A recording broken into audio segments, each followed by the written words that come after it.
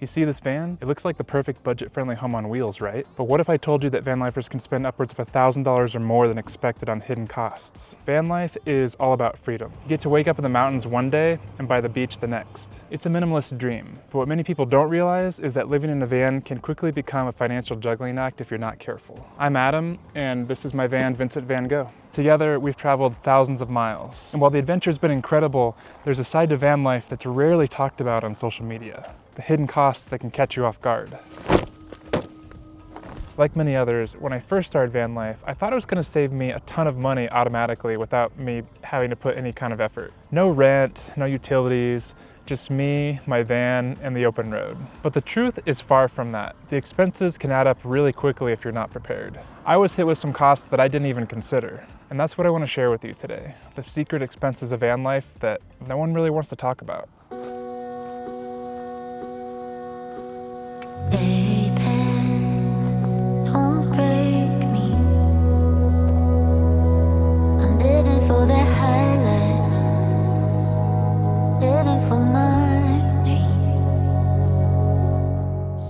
Let's start with the basics.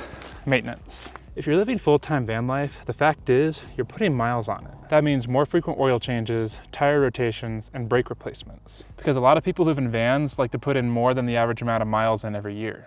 The amount of miles that van lifers put on their vehicles every year averages between 15,000 and 25,000 miles per year, depending on how often they move and how long they stay in one place. It's really easy to overlook, but after a while, all those miles add up. A single oil change might not seem like much, but when you add all of the extra oil changes that you have to do for when you're traveling to make sure that your engine is good, it really starts to eat into your budget.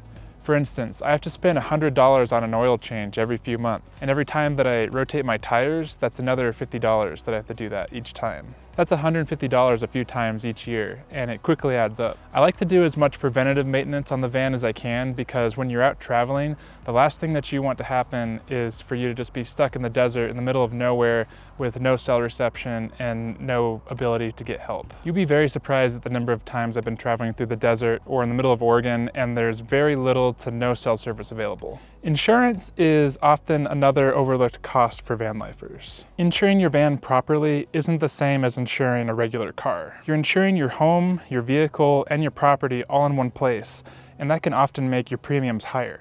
When I first got my van insured, I was surprised at how much more the costs were compared to my regular car insurance. Because I converted my van, I also had to get special coverage for it to also cover my personal property. My insurance premiums are higher than it would be for just a regular vehicle. It turns out to be around $1,400 per year. You also have to include theft and valuables protection. If everything that you own is inside your van, it can easily become a target for people. That's why I think it's important to have personal property protection, and I pay about an additional $50 per month for that. This is also one of the reasons why I opted for more of a stealth van build, so that it reduces the likelihood and chances of my stuff getting stolen. This has to be the most obvious but also underrated cost, and that's fuel. Everyone always sees the amazing curated travel stories on Instagram and social media, and people get this idea in their head that traveling in a van is one of the cheapest forms of travel that they could possibly do. But the reality is that's far from the truth. Fuel is one of the biggest and most underestimated costs of van life. If you're constantly on the move, the average cost of fuel can cost anywhere between $400 and $600 a month. But then I know you guys, you're gonna be like, but wait, Adam, why don't you just, I don't know, maybe not travel as much and save some money that way? But the reality is the temptation to travel is just inherently there because you can. It's a double-edged sword, really. On one hand, you have this amazing ability to travel anywhere you want at any given time, but then you also have to balance it with, can I do this financially? Can I run the budget, and will I be stuck somewhere if I decide to go to Yosemite for like a week? Versus, do I stay another week and try to save my money? Depending on your route, the price of gas can fluctuate drastically. Where I recently lived in California, gas easily exceeded $4.80 a gallon, and from week to week I had to pay like $130 every time I filled up my tank. When you're traveling a lot and covering long distances, this quickly adds up to become one of your biggest expenses. Last summer, I drove from Southern California to the heart of Washington, and then we made our way down on the PCT all the way back. Because of how much distance we were covering on that trip, I was filling up my tank regularly about every 3 days. This added up fast, and before I knew it, I spent about $650 on that trip for that 1 week alone. Luckily, I planned ahead and I was able to split that fuel cost with my friend who came along for the ride. But if you're just doing this kind of trip by yourself, you have to really do your budget and see where the math adds up if it's even feasible for you. But then there are repairs, and these can be the real big budget killers. When your home on wheels breaks down, it's one of the most inconvenient experiences that I've ever had. The worst issue that I've ever had with this van was about 8 months ago. I was on my way home from work and I had this really weird overheating issue. I almost lost all power in the middle of the road and I had to very carefully and slowly make my way to the repair shop. What happened was that my radiator cracked and my water pump failed, and all the coolant evaporated and fell out of the van, so there was nothing cooling my engine down. Luckily, they were able to fix it within 24 hours, but it was really inconvenient having to park my van in the shop and then having to get a ride to work from a friend. That was a repair that really hurt and it was unexpected, and I had to pay $1,600 for it. Another time that really sucked was when my rear tire blew out. The tire replacement was really expensive, but the tow alone would have cost me $150 if it had not been for my good insurance, which brings me back to my previous point. So definitely get decent insurance with good towing. The point is, these unexpected repairs can occur suddenly and out of nowhere, so you have to be able to have a plan in order to prepare in order for you to deal with them. Campsite fees are another cost that could sneak up on you. Sure, you can boondock in some places for free, but sometimes you'll need a proper campsite for a night. Whether it's for safety, to use facilities, or even just a shower. The reality is, you can't always count on boondocking places for free. Case in point, in the past 10 minutes that I've been filming, I literally got this parking citation.